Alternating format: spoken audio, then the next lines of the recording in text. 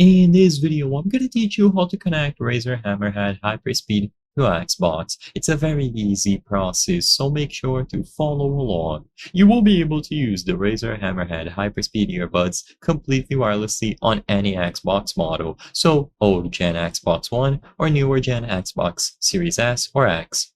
Keep in mind that there are two main models of the Razer Hammerhead Hyperspeed. You have the Xbox licensed version and the PlayStation licensed, and as you might expect, you will only be able to use the Razer Hammerhead earbuds on your Xbox if you have the Xbox licensed version. If you have the PlayStation 1, it is not going to be compatible, so keep that in mind. So all that you have to do to connect the Razer Hammerhead Hyperspeed to your Xbox console is to first make sure that they are sufficiently charged. You will be able to place them inside of the charging case and use the provided USB-A to USB-C cable to get them all charged up.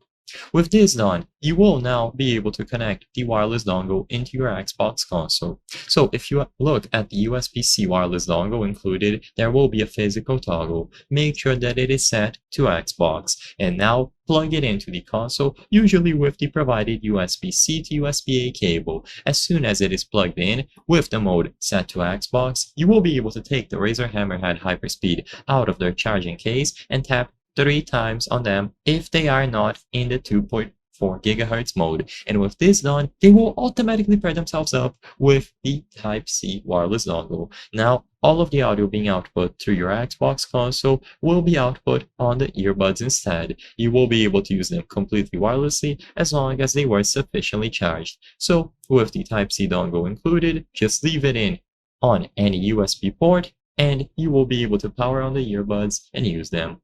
I hope I was able to help you on how to connect Razer Hammerhead Hyperspeed to Xbox. If this video helped you, please be sure to leave a like and subscribe for more very easy tips. Thank you for watching.